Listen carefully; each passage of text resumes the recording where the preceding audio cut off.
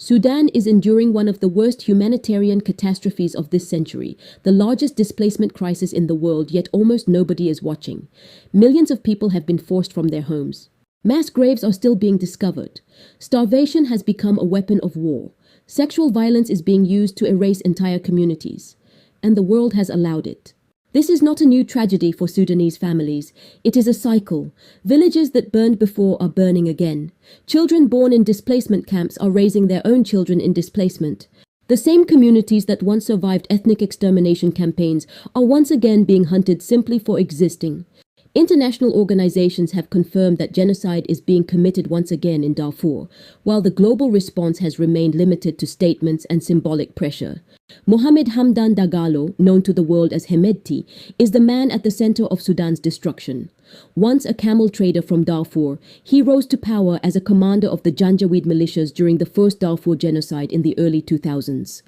Villages burned, civilians massacred, women raped, and Hemedti was rewarded with money, weapons, and political protection. He reinvented himself as the head of the Rapid Support Forces, presenting his men as a national security force. But the only thing that changed was the uniform. From Darfur to Khartoum, his army has left behind a trail of bodies, ashes, and tears. Hemedti is not just a warlord.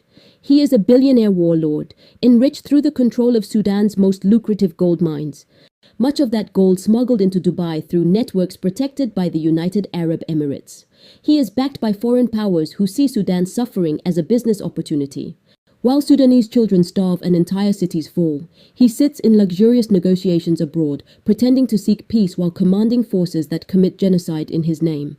He does not want peace, he wants power, and he is willing to eliminate an entire generation of Sudanese families to get it. Among the RSF fighters committing these atrocities is a man known as Abu Lulu, who gained notoriety for recording executions and mutilations of Sudanese civilians, laughing, celebrating, and mocking his victims as they begged for their lives.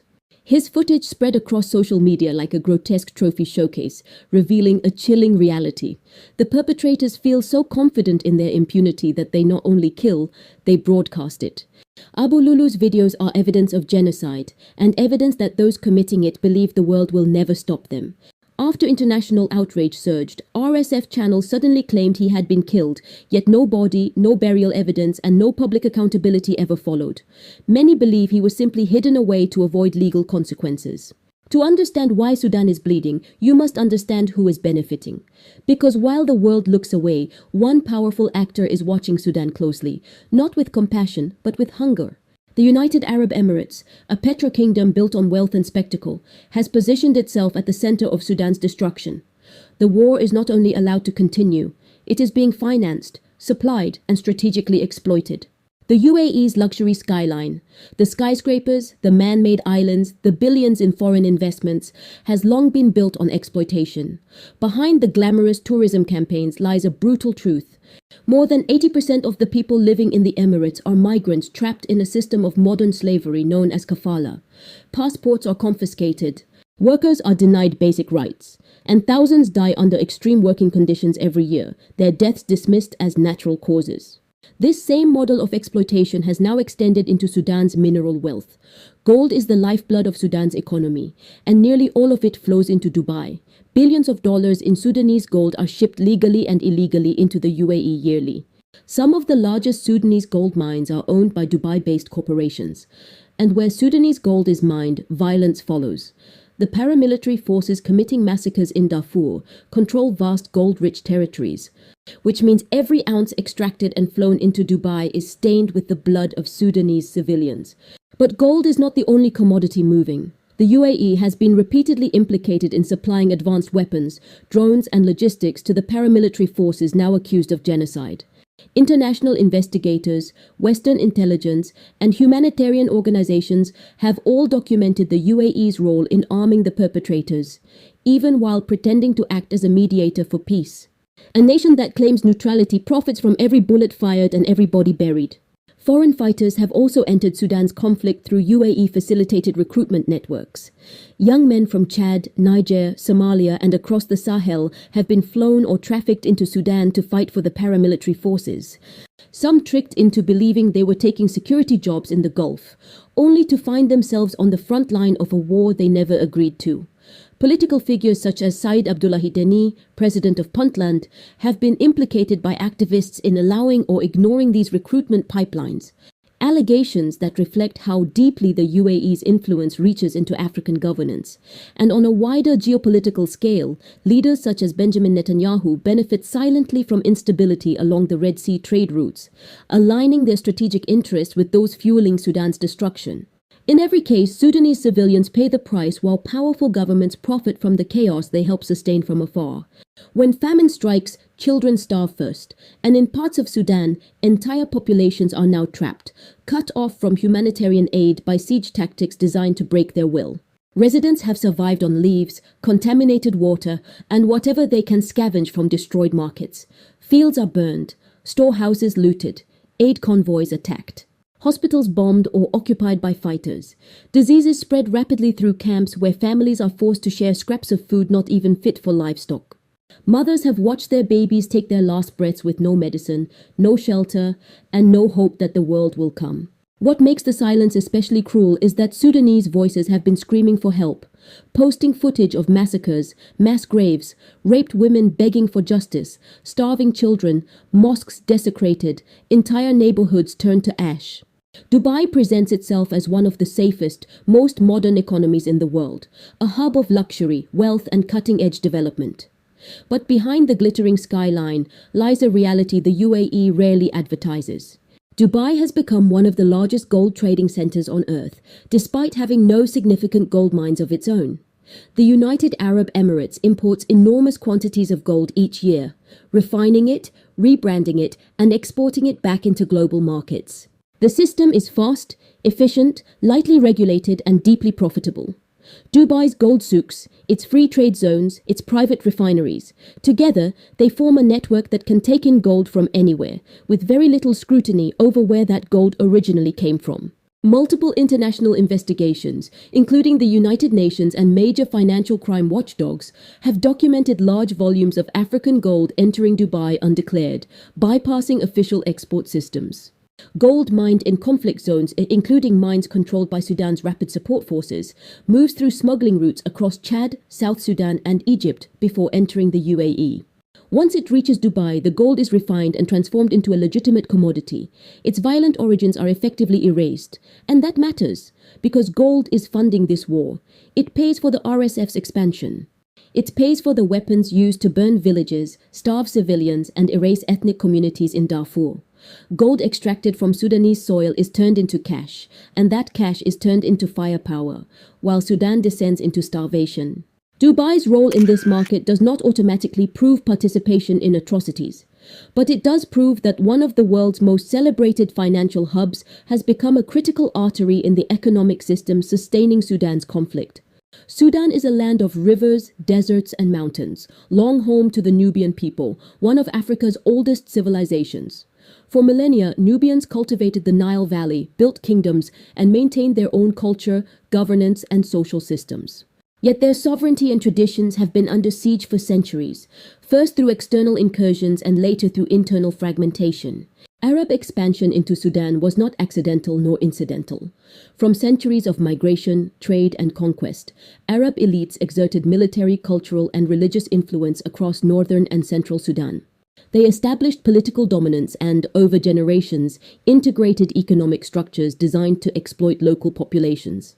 The Arab slave trade, a system that trafficked millions of black Africans across the Middle East and North Africa, left a legacy of terror and systematic dehumanization.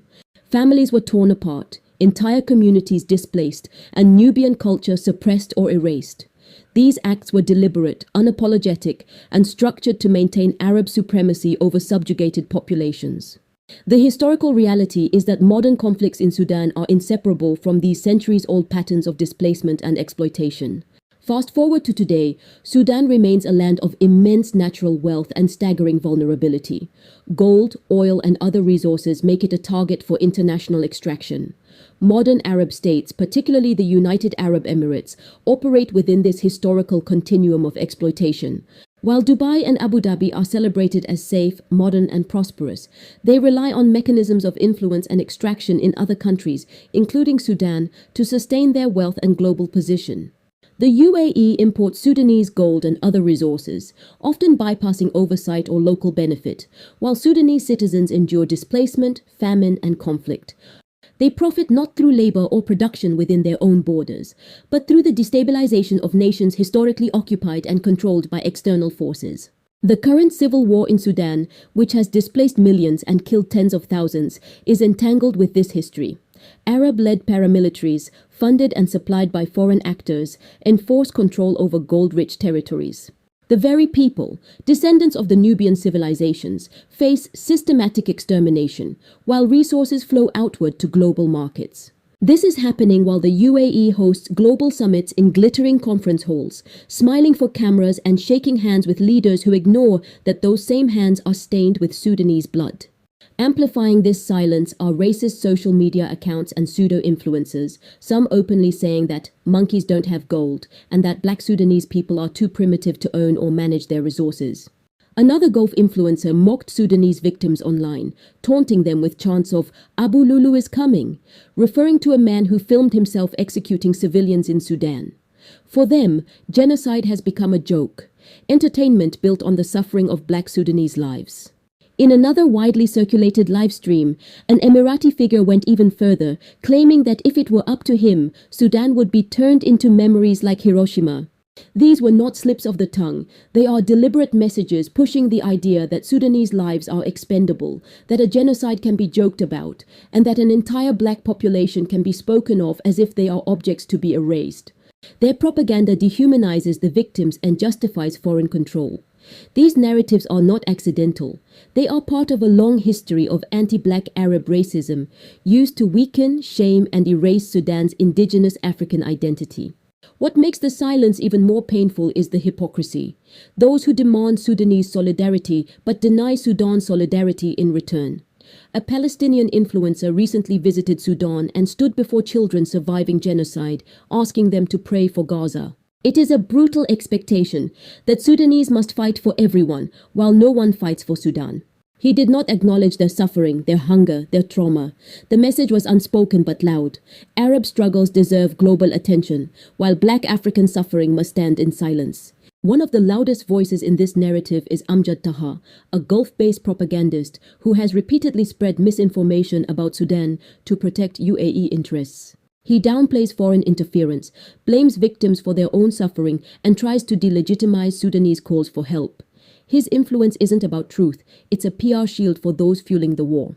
Meanwhile, the United States, which presents itself as the global mediator and defender of human rights, has chosen silence. It ignores Sudan, ignores Congo, ignores the black children dying in the millions.